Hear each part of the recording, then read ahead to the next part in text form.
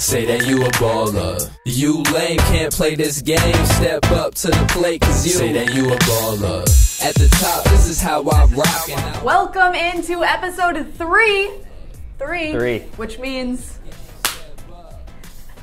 There we go. Oh yeah, we're making our own handshake. Every week we'll add a little bit. But welcome into episode 3 of The Rebound. Courtney Cox and Darren Hartwell here. And it is time to talk all things NBA. An exciting week in the NBA. I mean, it's kind of been a eerie week as well. There's been more injuries. There's been more hoopla. I like that word. Hoopla. Emphasis on the hoop. Hoop. Yeah. Another high five for that, Darren. Yeah. Twitty. But let's talk about this week in the NBA. In your mind, what's kind of been the main, focus for fans everywhere? A few things. I guess from the local standpoint, it's the Celtics trying to move on from Gordon Hayward. That's been the big thing. We'll discuss that more. Across the NBA, it's been up and down a little bit. The Cavs are, kind of struggling a little bit. Warriors are struggling a little bit too. But, I think it's too early in the season to read into any of that. On the court, there's been some exciting stuff. Giannis Antetokounmpo. We'll see how that, I'll get to that later. He's been playing really well. Looks, coming out of the gate hot. Lonzo Ball, obviously, all eyes are on him and the Lakers. So, it's exciting. It's off to a pretty exciting start. A lot of things to talk about. Well, I think we should start with Gordon Hayward, which, I think we're kind of beating it to death right now, but it's going to be the storyline kind of for most of the season, if not all the season. Update on his injury. People are saying he's out for the season. But then one guy came forward and said, hey, I went through this. I think he could be back by the end. Yeah. Former Celtics legend Shavlik Randolph. He played for the Celtics for, I think just a year. He had a very similar injury to Hayward's, actually. He was in practice, I think back 2006 when he was with the Sixers.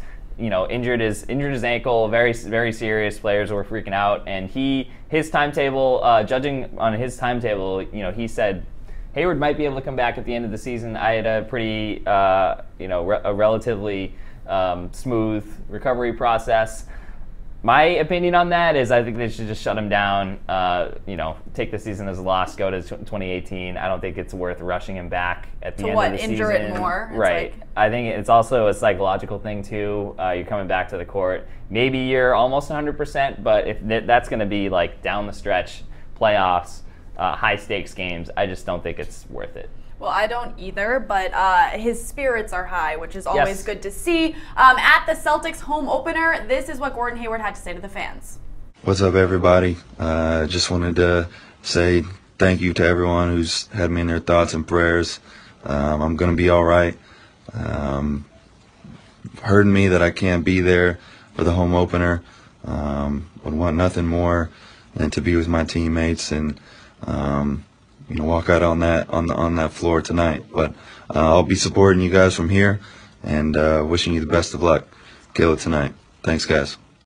And there you have it. So that's good to see. And there are a lot of guys that are stepping up. You look at Jaylen Brown, you look at Jayson Tatum. Against the Knicks, this was huge. And Jaylen Brown celebrating a birthday that night. So, that was exciting. A big 21. These kids are so young. It makes me feel so old. But they're really coming out on fire. Yeah, and that was actually, so they're the first Celtics duo, two Celtics players, 21 or younger, to score 20 points in the same game. Jaylen Brown had 23, Jayson Tatum had 22. So, that was a big night for the kids, and I think that's going to be a storyline going forward is, can they do this on a consistent basis? Can we rely on, guys whose combined age is 40 now? Because Tatum's 19. It's pretty crazy. It is crazy. Can these, they're playing well now, but the NBA season is a long season. That you rarely see a rookie, averaging 30-plus minutes. They're both well over 30 minutes right now per game, averaging 30-plus minutes, averaging 10-plus points. Usually that happens on a bad team where the rookie's just kind of getting a lot of exposure and carrying the load a little bit. These guys are on what's expected to be a playoff contender, so over the course of the season, whether they wear down or whether they kind of go through some struggles, I think you kind of have to expect that. So it's going to be interesting to see how they adjust, how Brad Stevens figures that out, whether he tries to, ratchet back the playing time a little bit, or whether he just doesn't have a choice and he just, puts all of his eggs in the Brown and Tatum basket. So far, it's looking good. Well, it is a long season indeed. They start off 2-2 on the season. Is this reason to worry if you're a Celtics fan. I mean, I think most Celtics fans were looking to absolutely explode to start this season. 2-2 is not where they want to be. Yeah, well, I think you do have a completely new roster, so I think there's some time for adjustments, especially with Hayward out.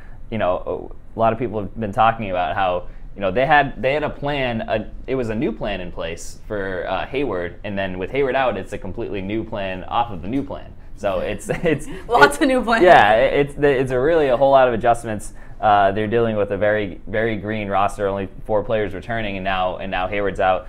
Marcus Morris is still out of the lineup. Marcus Smart's been in and out. So I think for them to you know, they dropped their first 2 games, but to record back-to-back wins, Sixers and Knicks obviously aren't you know, the best competition. But I think it's good to see. Obviously, Brown and Tatum, probably the biggest story. But you know, Kyrie's done okay. He's kind of struggled with shooting, but it's good to see that the Celtics can win games even when he's not, you know, knocking down every shot. All right, now let's go coast to coast. The Warriors had the Raptors in town, and it was a great game, but it also had a bigger meaning. I mean, we've seen across the sports world people be talking about, you know, standing up for different causes and inclusion. This one was one I hadn't seen before, and I really enjoyed and appreciated. They had an LGBTQ inclusion game. Yep. And Steve Kerr had a good quote. I don't usually like to read long quotes, but I think this one you really can't take any part out of it.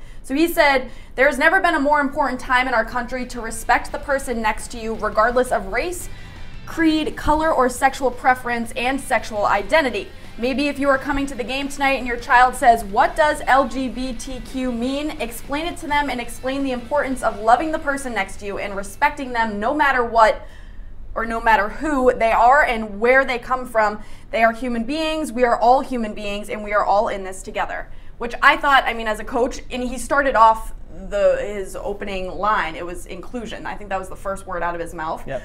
So I thought that this was a really great cause and a really great game. Out in California, you know, kids are out there. You want to make sure that these kids know, I mean, bullying is so high right now. I could go on and on about this. I think that what the Warriors did was great, and I hope that a lot of other NBA teams take note of it. Yeah, NBA is usually really good about this, and you know, this keeps in line with Steve Kerr, who he is as a person. You know, he's a guy who can put basketball into perspective. He's you know, a lot of times he's able to talk about issues outside of the game. You know, some coaches are, you know, I'm just focused on basketball. Right. I'm just focused on whatever sport they're playing. And you can't be in this day and age. Yeah, you can't be, and I think, and he's not the only NBA coach too. Greg Popovich has no problem speaking his mind. A lot of other coaches are very outspoken, and players. So I think, you know, it's good to see them doing something, kind of getting together. It seems like there's some planning involved here. So that's great to see. Well, their play on the court was also pretty good. Yeah. Durant and Steph Curry. Yeah. No surprise here. Yeah, and that's big for them. Obviously, they've been scuffling a little bit already. Have 2 losses, so 82-0 off the table. But yeah, these guys are clutch. This is a pretty awesome game. There were a few awesome games Wednesday night. You had that, and you had the Rockets winning on a buzzer beater. But yeah, Curry and Durant down the stretch. It's pretty nice to have just 2 guys who you can just give the ball to, and they can just make plays happen. So yeah. All right, well, let's stay with the Warriors. Jordan Bell had a pretty impressive dunk. I wish we could show it. We don't have the rights, so sorry. 133-103 final score. Yeah, let's reenact it. Final score against the Mavs. This was seen as showboating. Steve Kerr did apologize for it. What's your stance on this? I mean, for me, fans go to basketball games to be entertained. Yes, you need to have, you know, respect for the other team. The crowd loved it. Yeah. People at home loved it. I honestly don't see a problem with it. It's a pretty bold move. But I know. I kind of agree with you. I do think it was pretty bold just to throw it off the backboard. And it's not like he was clearing away. No. There was a Mavs player pretty close yes. to him. And you can tell by the players' reactions. You might show that later, but you know, Kevin Durant's just like, what the heck did he just do? Yeah. And looks Steph like Curry was Towel on his head. It was nuts. So yeah, Mavs coach Rick Carlisle wasn't too happy about it. But again, I liked LeBron. You know, I don't usually say this, but I like LeBron's take on something. You know, he's just like, listen, we're all men.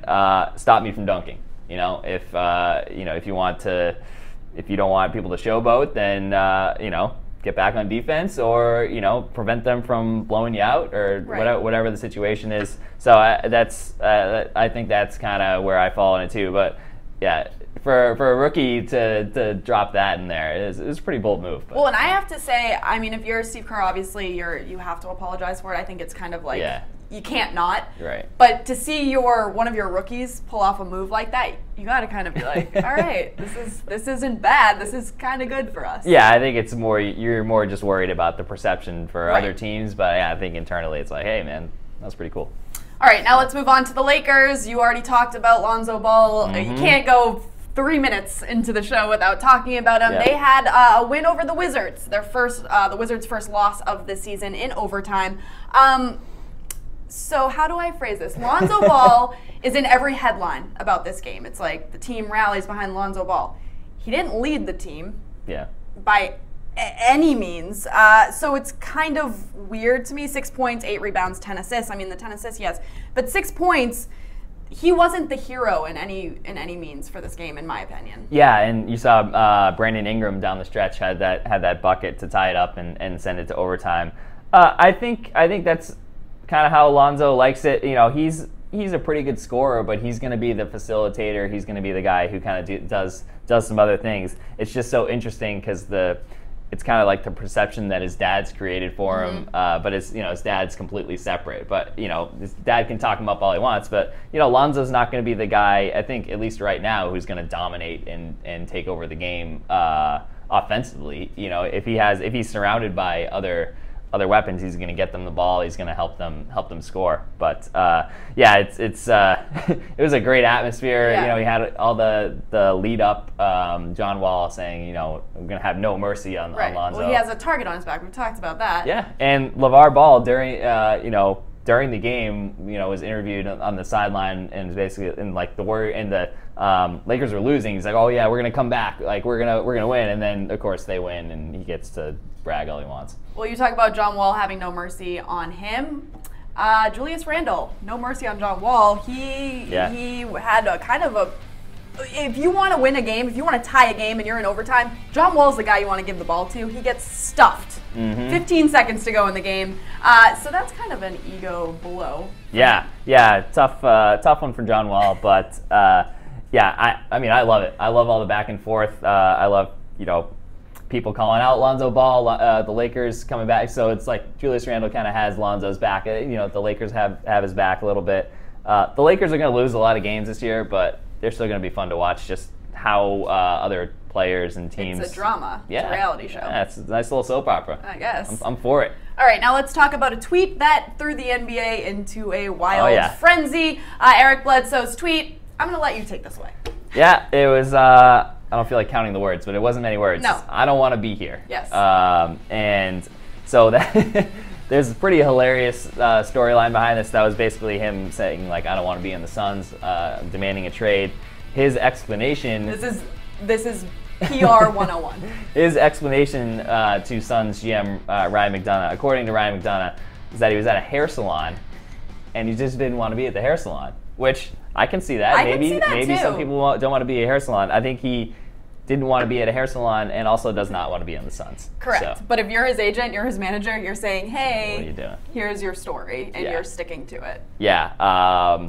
Not 100% believable in terms of the whole scenario. But yeah, it looks like he's going to get traded. The Suns are a mess right now. I made the joke, he's sick of blowouts, both in the hair salon and on the court. Darren, that was great. But yeah, I think he's probably out of here. The question is, where does he go? I think, you know, maybe a contender. He's a guy who's like a solid scorer. He can get you like 15 points a game. Good point guard. I think he just needs a change of pace. All right. Well, Eastern Conference. No one's undefeated through 4 games. I mean, a lot of parity. Like, it's crazy. And you look at the Western Conference, and 2 teams are undefeated, LA, the Clippers, and the Spurs. So what does this tell you about the two different conferences?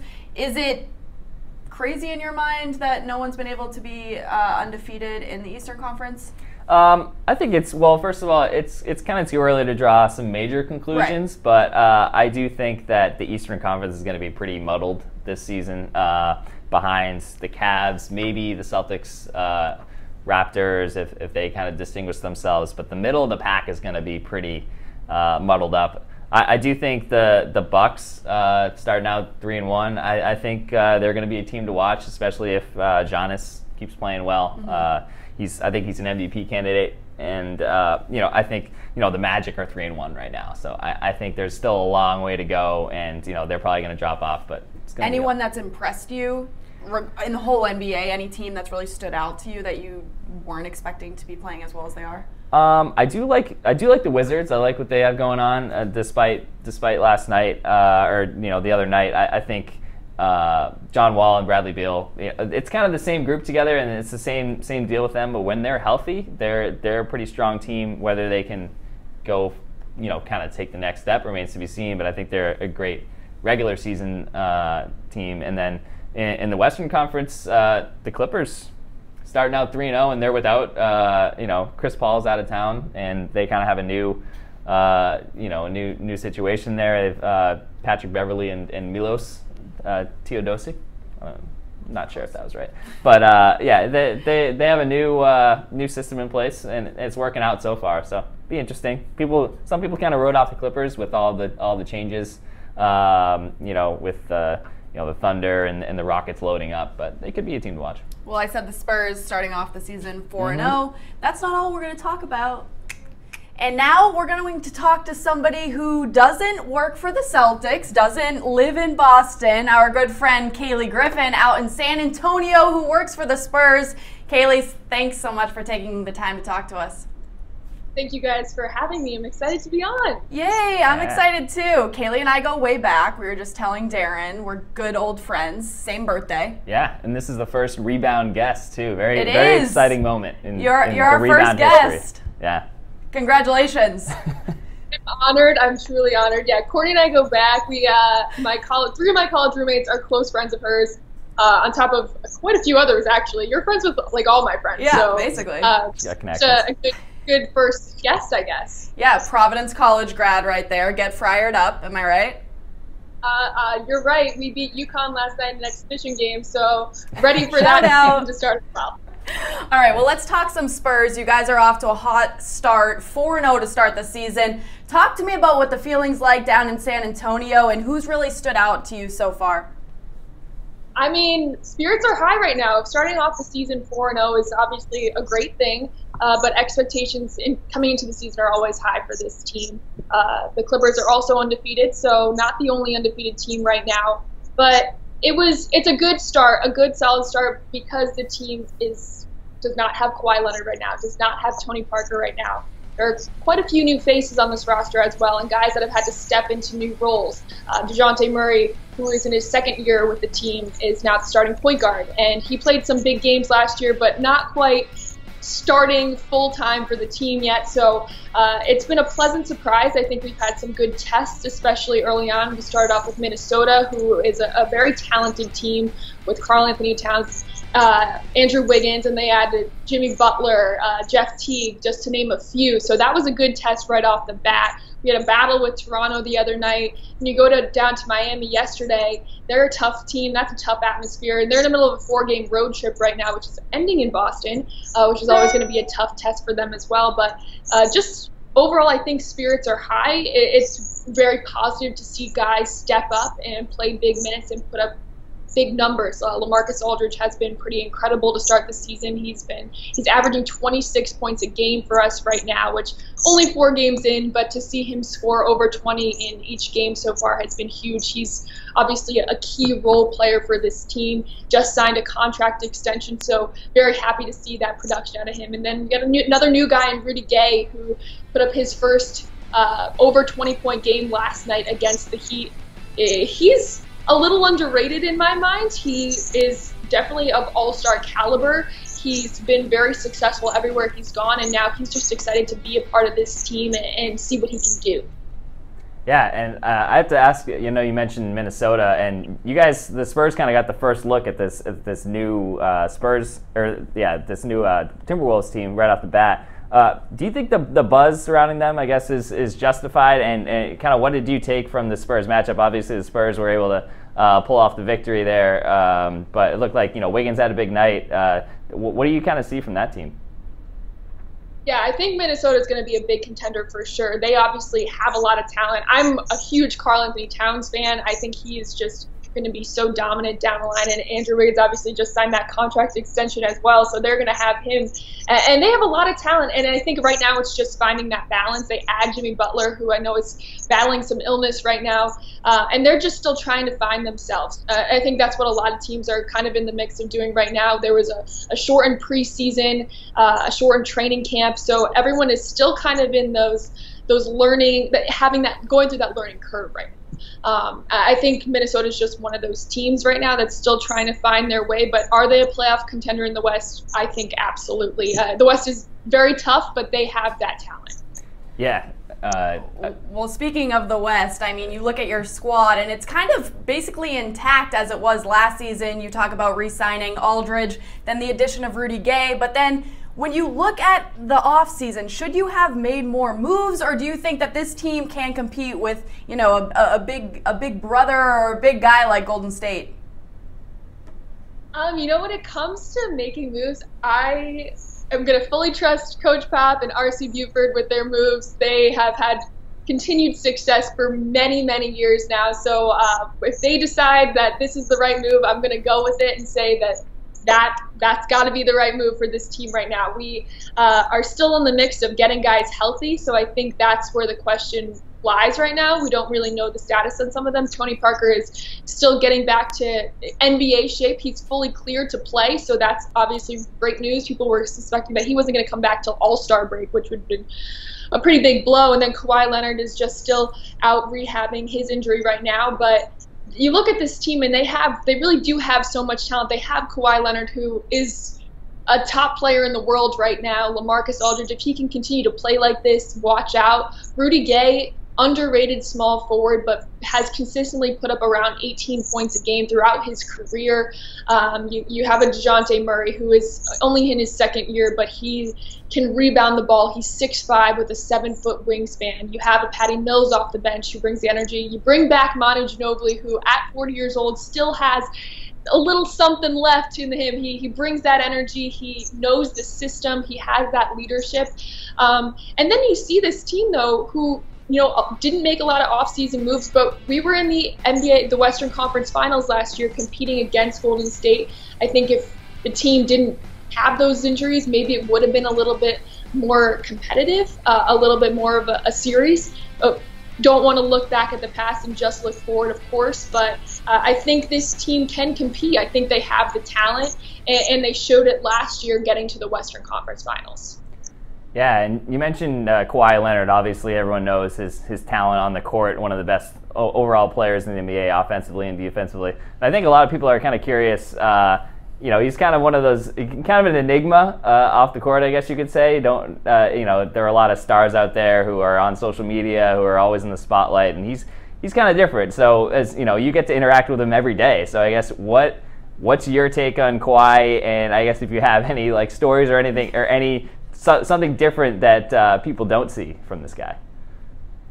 So what you see from Kawhi Leonard is pretty much what Kawhi Leonard is, which is actually pretty cool, I think. He keeps a really low profile. He doesn't like the attention. He just kind of goes about his business. He focuses on basketball, and he does his job, and that's really cool. He doesn't have social media. He completely stays out of that. So it's kind of refreshing to see that from a player, because you don't see that from really anybody in the world right now. So for him to kind of completely block that out is pretty cool. he doesn't really even interact with us that much, to be honest. The media, they kind of keep him away because they know he doesn't like to do it. I had him at Media Day a couple weeks ago. I got him laughing a few times. Sorry about that. I got him laughing a few times, and that was pretty cool. But actually, one of the things I asked him was what was his initial reaction to finding out that Manu was coming back. And he didn't know. He had a friend of him tell him because his friend saw it on social media. So Kawhi didn't even know because Kawhi wasn't on social media. Kawhi isn't up to date on that stuff. So that was pretty funny to hear that this guy, who is one of the best players in the NBA, one of the best players in the world, is literally completely off social media, doesn't know what's happening. And so other people are actually telling him what's happening, even with his own team sometimes. Was he surprised? Did he show a lot of emotion? I'm picturing Kawhi just be like, oh, okay. Was he like very surprised by it? Everyone is overreacting with that. We see him smiling all the time. Pre-game, He's always laughing. So everyone, I think, hypes it up so much because when he gets on the court, he just keeps a straight face, does his job. But Kawhi smiles, Kawhi laughs. Kawhi is a normal person. So everyone, the hype is not as real as everyone makes it up to be. All right, now let's get down to business. Monday, your Spurs come to Boston to take on the Celtics. Obviously, we're here in Boston, so we got to ask you, what's the feel like heading into this matchup with the C's? I mean, obviously, Celtics fans here, not the beginning of the season that we were expecting with Gordon Hayward out for the season. Yeah, that was actually gut-wrenching. I was watching on my couch first night of the NBA, and I thought I was going to be sick. Honestly, I felt sick for the Celtics, for the fans, just for the league, losing an all-star player like that. I don't want to give any expectations just yet because we have the Magic on tomorrow and then we have Indiana on Sunday. So you guys are going to be getting us on a back-to-back after the last game of a 4-game road trip. So that could be in your favor. But I think it's going to be a competitive game. I think both teams still trying to figure themselves out. Obviously, the Celtics figuring out what to do now without Gordon Hayward, who is going to be such a huge piece. But they've got a lot of young talent. I saw the Celtics quite a bit at Summer League. I'm a huge Jayson Tatum fan. I was really impressed by him. Jaylen Brown actually was also very impressive. Then you bring in Kyrie Irving. It's just tough. Just tough. But this team, it'll be interesting to see. I think the Spurs, how they work out the rest of this road trip, we'll see what happens on Monday. Jayson Tatum fan. That's interesting, kind of coming from you. You might not know this, but when I was working for the ACC, Cayleigh was with the Big East. Okay. So Monday, are we having a little bit of a rival renewal? We might be. If you want to, we can make it another rivalry. But no, Jayson Tatum was very impressive in Summer League. Got to see him quite a bit. We played them once, and then we were either in front or behind the Celtics every day, it seemed like. So I saw so much of the Celtics at Summer League. A lot of Jayson Tatum, and I'm really impressed with what he brings to the team. He's another guy, really athletic body. I think he's just going to go through those growing pains, but he's going to be really impressive. I think a lot of people in Boston would like that take, and certainly people high on him here. Even though he went to Duke, you don't see a lot of likable people coming out of Duke these days. Hey! Just saying. Oh, but come on, Darren. You're supposed to be on my side. Yeah. Anyways. But people really did think that Cayleigh and I kind of like hated each other on social media because Big East ACC nights, we'd be like, oh, hey, look at this, look at that. Stoking the fire. Yeah. She did have a national champion when we were there. 2016 championship when Villanova beat UNC. I was there. Courtney had left by then, although I wish she was there because she would have definitely been there. We maybe would have had a fight, but then we would have gone out after. Yeah, we definitely would have. But Cayleigh, great stuff as always. Thanks so much for tuning in. Thank you so much for having me, guys. Good luck the rest of the way, and thank you for having me as your first guest. Yes, follow along with her on Twitter at Cayleigh Griffin. She's the best. Thanks, guys, so much. Thanks.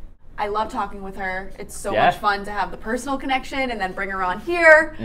She really is the best, and it's so awesome to see all that she's done, throughout her career, because we have kind of had, parallels with our careers. Yeah, no, it's good to see you guys branching out, covering different parts of the NBA, and first Rebound guest. Success. Yeah, I love it. So thanks to Cayleigh again. But now let's talk about social media. Probably my favorite part of the show because athletes just give us so much to work with every week. Obviously, we're going to do another Gordon Hayward social media focus. A lot of Red Sox players. They are not playing in the World Series, so they are not tweeting, Instagramming about that. but they are showing support for another Boston athlete, a new Boston athlete. Let's take a look at what two players had to say. Hey, Gordon, I just want to wish you good luck, man, and stay strong. Nothing live forever, man. Boston love you. Hey, Gordon, hope you're doing good, man. Get well soon. So I don't have to play for the Celtics. So that's Hanley Ramirez and Chris Sale. Chris Sale, stick to baseball. Love that Sale video. Just misses the shot, doesn't care, not doing another take. Just doesn't care. Makes it more authentic. So this is my question. Do you think that he maybe took more than one take to speak? Oh, to miss? And then he was like, I don't care. Like, it wasn't... Maybe he was trying to miss? Yeah, there could be a conspiracy theory there. I think he just was like, I'm just doing this once, and if I miss, I miss, and we'll see how it goes. Yeah. I think he's just... I love that the Red Sox are doing this. I think it's really nice to show, the cross between sports with the athletes. Those weren't the only two Red Sox players to come out and talk about it. There were also others that took to their Instagram account that didn't speak, but there's Andrew Benintendi, and look at the dog. Yeah. Oh, that is... swoon-worthy. Jackie Bradley Jr. Yep. Yeah, I think we got Mookie Betts doing it too. Brock Holt looked like he was in a similar place to Andrew Benintendi. I think that they were together, right? They're hanging out. Yep. There's Mookie spinning the basketball, showing off. Impressive. Yeah. He's a good bowler too. So yeah. Really? Yeah. Oh, Mookie Betts, big bowler. Oh. Yeah. So, interesting. Yeah. Well, I like the support there. I think it's definitely. really nice. I've heard some people say, like, why is it taking so long? It's like, enough. Whatever. Yeah. It's better late than never. It's only been a week and some days. Yeah. I think it's good to see. And, like you said, unfortunately, they have some free time in their hands. Yeah. So, as well. Yeah, it's their off season. Yeah. They're fine.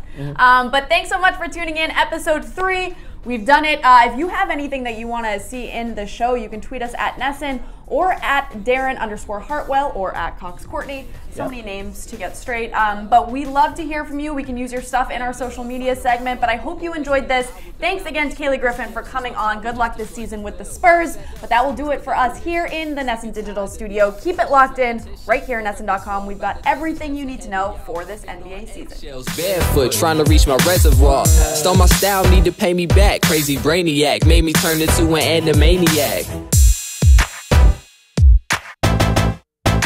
Say that you a baller.